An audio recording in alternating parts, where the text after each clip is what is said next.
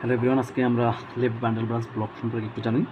তো হার্টের ক্ষেত্রে আমরা কী জানি, হার্টের নর্মাল কন্ডাক্টিং সিস্টেমটা প্রথমে সাইনোইডাল নোড থেকে এটা এই মিনিটকে এই মিনিট আসে, এই মিনিট থেকে বান্ডেল ব্রাঞ্চের মধ্যে রাইট বান্ডেল ব্রাঞ্চ, দেন আমার লেফট বান্ডেল ব্রাঞ্চের মাধ্যমে এইভাবে ছড়িয়ে পড়ে। হ্যাঁ, তারপর পার্কিনজি তন্তু এভাবে।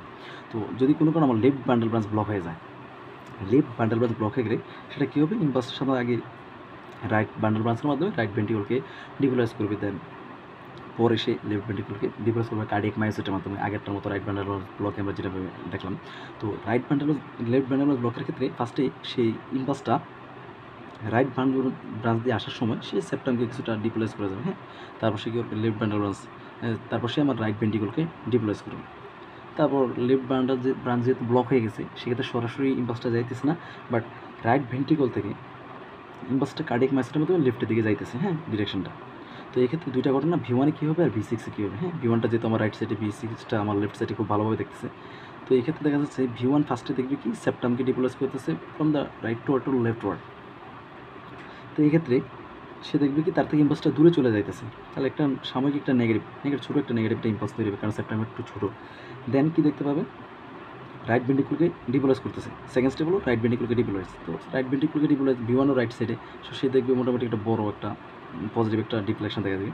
তারপর দেখবে কি সে মানে জাস্ট লেফট ভেন্ট্রিকলকে পরবর্তীতে ডিপোলাইজ করতেছে, তার তীরচনটা মানে ভি1 থেকে দূরে সরে চলে যেতেছে। তাহলে কি একটা নেগেটিভ ইম্পাস, তাহলে কি একটা ডাব্লিউ প্যাটার্ন তৈরি হলো। হ্যাঁ, তাহলে ভি1 একটা ডাব্লিউ প্যাটার্ন তৈরি হলো, বা এটাকে আমরা বলতে পারি কিউ আর এস প্যাটার্ন।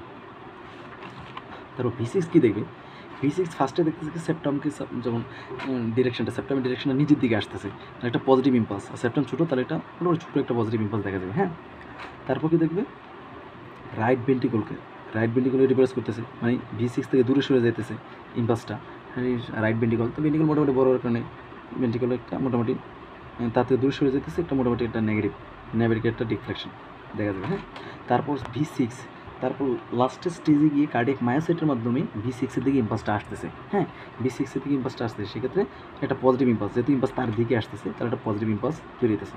তাহলে একটা মোটামুটি এম প্যাটার্ন, হ্যাঁ মোটামুটি জাস্ট এম প্যাটার্ন হইতেছে, বা এটাকে আমরা বলতে পারি আর প্যাটার্ন। তাহলে লেফট বান্ডেল ব্রাঞ্চ ব্লকের ক্ষেত্রে ভি1-এ পাবো ডাব্লিউ প্যাটার্ন, আর ভি6-এ পাবো M pattern, just right bundle branch ব্লকের উল্টোটা। হ্যাঁ, সেক্ষেত্রে সেম, যেহেতু আমার লেফট বান্ডেল ব্রাঞ্চ ব্লক হয়ে গেছে, সেক্ষেত্রে রাইট ভেন্ট্রিকলকে ডিপ্লেস করার মাধ্যমে দেন ওইটা গিয়ে কার্ডিয়াক মায়োসাইটের মাধ্যমে লেফট ভেন্ট্রিকলকে ডিপ্লেস করবো। সো এক্ষেত্রে একটু টাইম লাগবে, এই জন্য আমাদের যে মাঝখানের যে ফাঁকা জায়গাটা, তিনটা স্মল স্কোয়ার থাকবে নর্মালি। কিন্তু কোনো কারণে যদি 3টা স্মল স্কোয়ার কম হয়, হ্যাঁ 3টা স্মল স্কোয়ার কম হয়, তখন সেটাকে আমরা ইনকমপ্লিট এলবিবি বলবো, incomplete left bundle branch block.